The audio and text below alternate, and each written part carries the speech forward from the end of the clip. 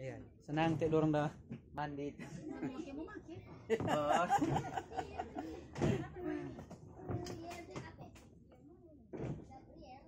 Gabriela. Gabriel. Baiklah teman-teman, berjumpa lagi di hari Minggu ya. Di hari Minggu tanggal 21 bulan 11 bulan November di tahun 2021. Nah, pada siang hari ini kita akan kembali lagi kita di channel saya, yaitu belajar Alkitab atau mencari kebenaran. Nah, sebelumnya itu marilah kita satukan doa. Terpujilah Tuhan yang kami sembah di dalam programmu Yesus Kristus. Kudus-kudusnya Tuhan, kami mengucapkan syukur kepadamu karena atas penyertaanmu sehingga kami pun dapat sampai di tempat ini untuk memberitakan tentang pengetahuan firman-Mu yang begitu baik. Terpujilah Tuhan, bimbing dan sertailah kami dalam acara ini sampai dengan selesai. Ini doa dan permohonan kami yang kami bawa dalam putra-Mu Yesus Kristus. Kami selalu syukur dan minta ini kepadamu. Oke, jadi kita kembali lagi ya kepada narasumber kita yang masih sama seperti yang minggu kemarin, yaitu Bapak Melki. Nah, ya, pada minggu yang kemarin, challenge yang pertama yang kemarin kita telah bahas mengenai fungsi dan Alkitab itu sendiri ya. Jadi Alkitab yang mana yang harus kita ambil, ayat Perjanjian Baru atau Perjanjian Lama. Nah, pada siang hari ini kita akan membahas tentang apa ya, Pak? Tentang pertobatan. Ah, tentang pertobatan. Nah, ya. Pertobatan, oke. Mungkin ada beberapa ayat yang apa? Ya, bagus sekali. Terima kasih. Jadi pada saat ini, saudaraku, kita akan membahas tentang pertobatan, ya. Pertobatan, saudara, dalam bahasa Yunaninya adalah metanoia, yang artinya perubahan pikiran dan perubahan sikap atau perilaku. Ya, karena metanoia itu orang yang tadinya di dalam gelap, tapi setelah dia mengenal kebenaran, maka dia bertobat, itu dikatakan metanoia. Kemudian dia melakukan langkah selanjutnya. Nah, pada saat ini kita akan bahas tentang apakah pertobatan itu. Kemudian bagaimana orang itu bisa dikatakan bertobat, ya. Nah, sebagaimana dikatakan minggu lalu bahwa kita telah membahas tentang Alkitab. Alkitab itu ada terbagi dua, yaitu Old Testament or New Testament. Old Testament itu adalah Perjanjian Lama yang dimana dibagi menjadi beberapa bagian. Pertama ada 5 kitab hukum, yaitu Kejadian, Keluaran, Imamat, Bilangan, Ulangan. Kemudian ada 12 kitab sejarah dari Yosua sampai Esther. Kemudian ada 5 kitab puisi dari Ayub sampai Mazmur, ya. Kemudian 17 kitab nubuatan, yaitu terbagi lagi, yaitu 5 kitab nabi-nabi besar dari Yesaya sampai Yeremia. Kemudian 12 kitab nabi-nabi kecil, ya, di mana dari Hosea sampai Maliaki. Nah, pada hari ini kita akan bahas tentang pertobatan. Kita tahu, saudara, di dalam sejarah Alkitab secara bukti otentik, mari kita membaca dalam Kisah Rasul pasal 2 ayatnya ke-37-38. Sebenarnya mulai dari ayat yang ke-14, tapi kita mengambil ayatnya yang lebih dekat untuk menuju kepada pertobatan, yaitu Kisah Rasul pasal 2 ayat 37-38. Mungkin saudara kita bisa membacakannya untuk kita. Ya, silakan. Ayat 37 dan 38 dalam terjemahan lama, ya. Oke, jadi Kisah Rasul 2 ayat 37 dan 38. 37-nya, setelah didengarnya demikian, maka pedihlah hati orang sekalian. Lalu berkatalah mereka itu kepada Petrus dan rasul-rasul yang lain, "Hai tuan-tuan dan saudara sekalian, apakah yang wajib kami perbuat?"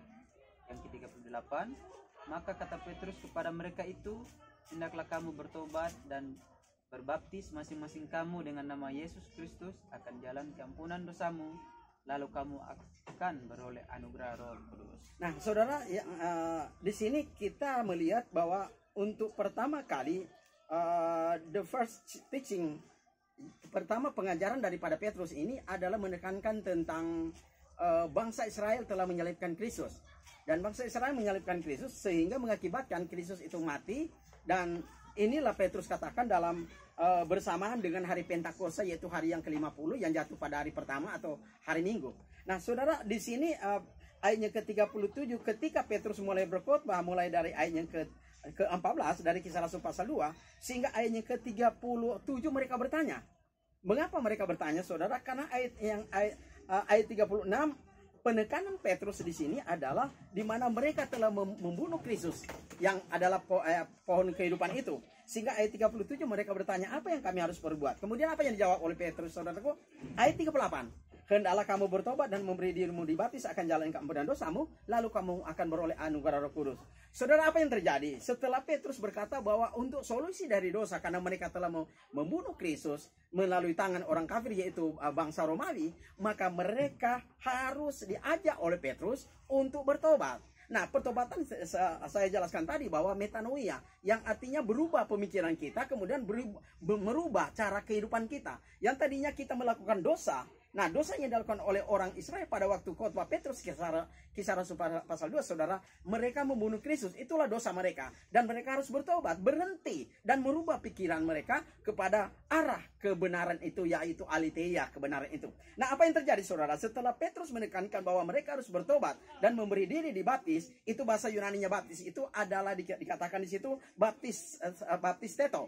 Ya, Kisah Rasul pasal 2 ayat 38 itu baptis yang digunakan oleh Petrus. Penekanan Petrus adalah baptisteto dalam bahasa Inggrisnya, bahasa Yunaninya atau bahasa Perjanjian Baru. Kemudian apa yang terjadi, saudara? Ayatnya ke-41 mereka dibaptis.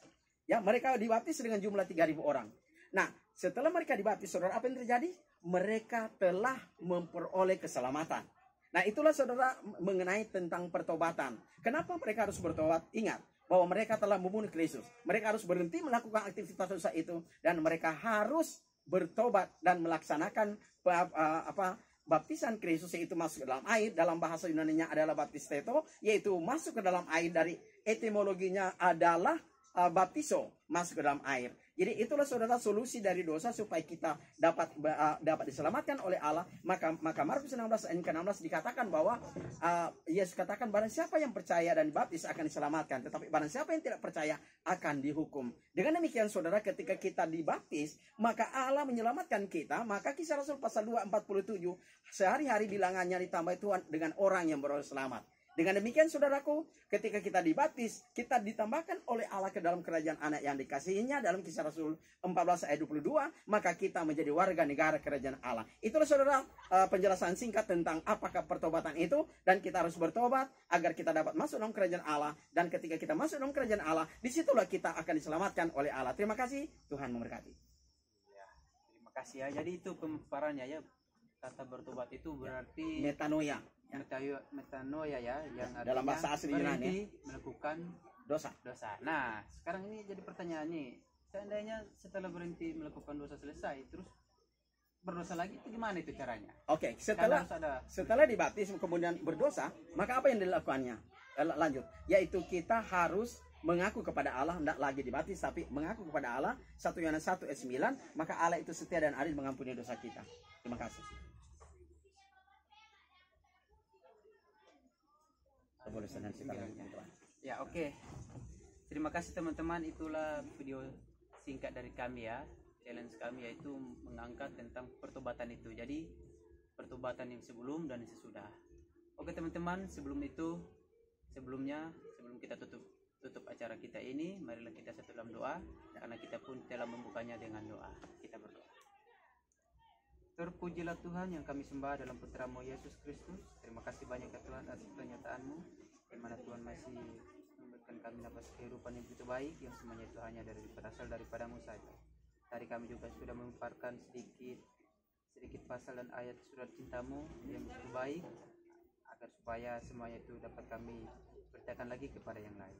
Terima kasih ya Tuhan. Sebentar lagi juga kami akan melanjutkan kegiatan yang lain. Biarlah juga Tuhan menyertai kami dalam melakukan tugas dan aktivitas di kegiatan yang berikutnya. Terpujilah Tuhan. Ini doa dan permohonan kami yang kami bawa dalam putra-Mu Yesus Kristus. Kami selalu bersyukur dan meminta doa ini kepada-Mu. Amin. Oke. Terima kasih. Jadi itu ya teman-teman ya. Nah, itulah teman-teman pemaparan dari kita. Nah, semoga di challenge yang berikutnya teman-teman bisa mengikuti. Mungkin ada pertanyaan yang terbaru ya dari kita, atau saran atau saran juga pembacaannya di mana ya, kita juga bisa mengupas ya teman-teman. Sampai berjumpa di video berikutnya.